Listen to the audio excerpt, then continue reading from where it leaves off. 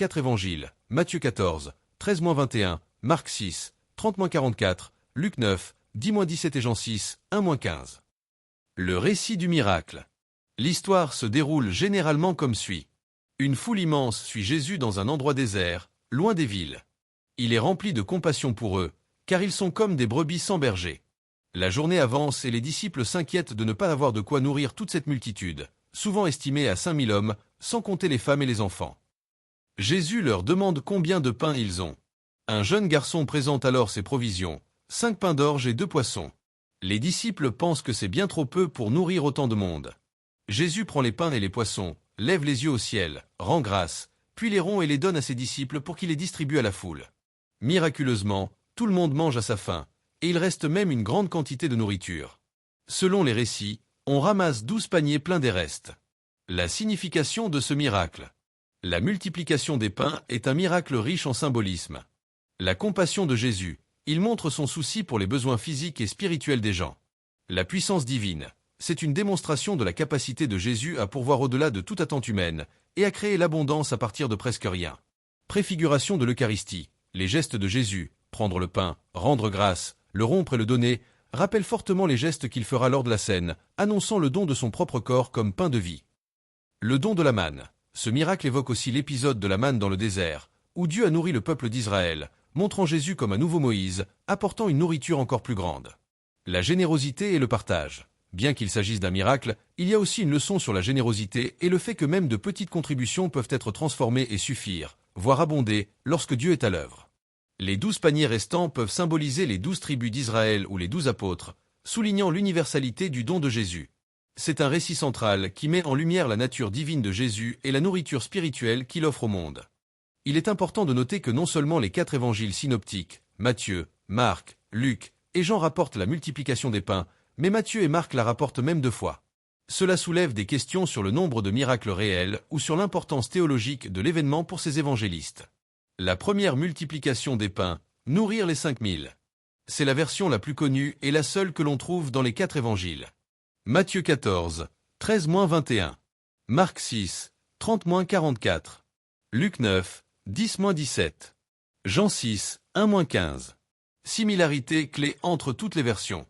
Lieu, toujours dans un endroit désert, à l'écart, après que Jésus ait cherché à se retirer avec ses disciples. Contexte, une grande foule suit Jésus, poussé par son enseignement et ses guérisons.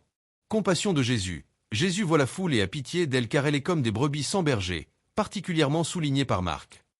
Le défi aux disciples, Jésus ou les disciples, soulève la question de nourrir la foule. Les provisions, 5 pains d'orge et 2 poissons sont la base de la nourriture. L'ordre de Jésus, faire asseoir la foule par groupe.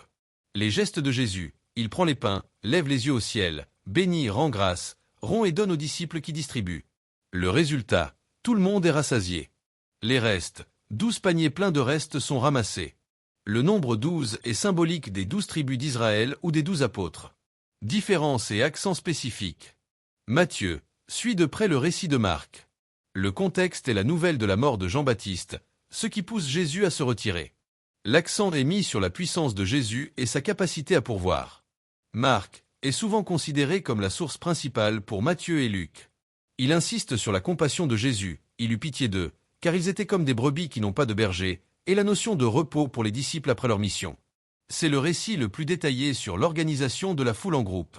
Luc met en évidence le retour des disciples de leur mission d'évangélisation juste avant l'épisode, soulignant que Jésus prend le relais pour nourrir la foule qu'eux-mêmes ne peuvent pas nourrir.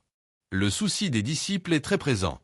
Jean présente le miracle comme un signe majeur. Il ajoute des détails uniques.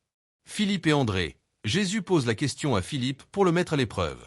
André mentionne le jeune garçon avec les pains et les poissons.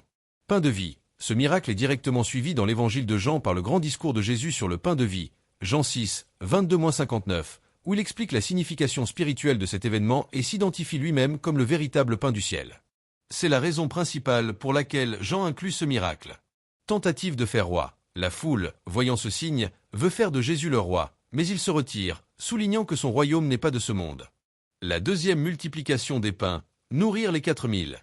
Celle-ci est moins souvent mentionnée, mais elle est présente dans Matthieu 15, 32-39, Marc 8, 1-10. Point distinctif de la seconde multiplication. Le nombre de personnes, environ 4000 hommes, sans compter les femmes et les enfants, contre 5000 pour la première. Les provisions, 7 pains et quelques petits poissons. Les restes, 7 corbeilles pleines de restes sont ramassées.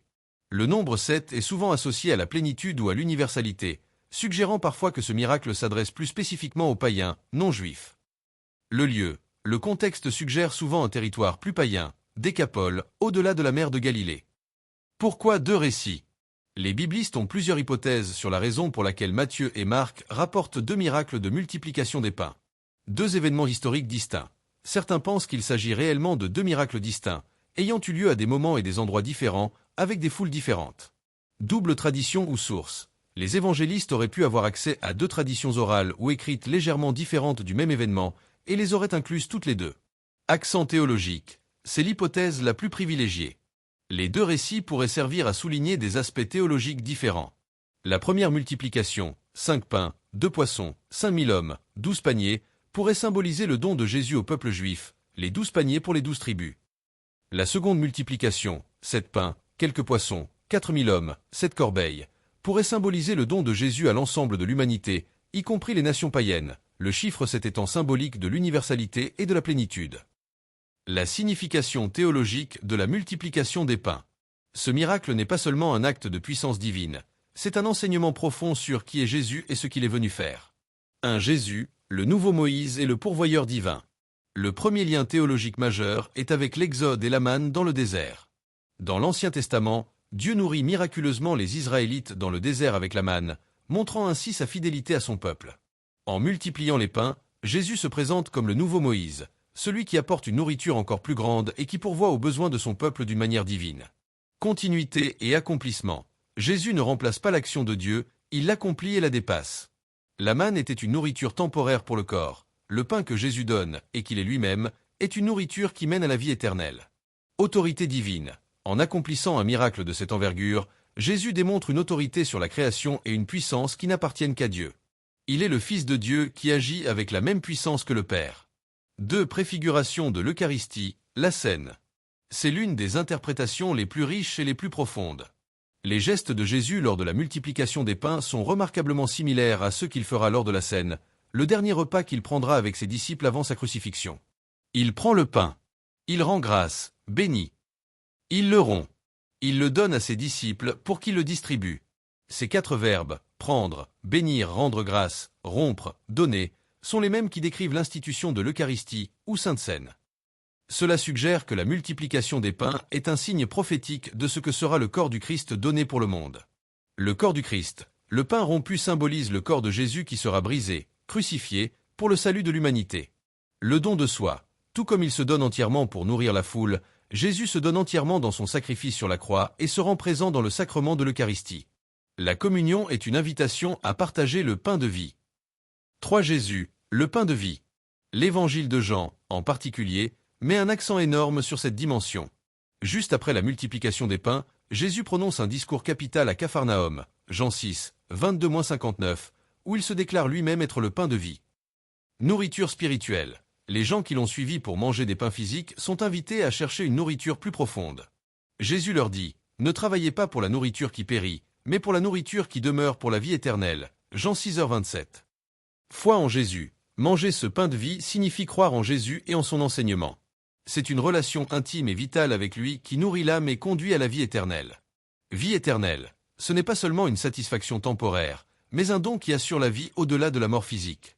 4. Le partage et l'abondance divine. Au-delà de la nature miraculeuse, il y a une leçon sur le partage et l'abondance divine. Dépasser les limites humaines. Les disciples, avec leurs ressources limitées, 5 pains et 2 poissons, sont confrontés à l'impossibilité de nourrir la foule. Jésus montre que la puissance de Dieu n'est pas contrainte par les limitations humaines. Ce qui est insignifiant aux yeux des hommes devient suffisant, voire surabondant, entre les mains de Dieu. L'importance du peu. Le peu que le jeune garçon offre est suffisant pour que Dieu le transforme en beaucoup. Cela encourage les croyants à offrir leurs faibles ressources à Dieu, car il peut les utiliser de manière extraordinaire. Richesse du royaume. Les 12 paniers de restes, et 7 pour la deuxième multiplication, symbolisent l'abondance du royaume de Dieu. Il y a toujours plus qu'il n'en faut, et le don de Dieu est sans limite. En somme, La multiplication des pains est bien plus qu'un simple exploit.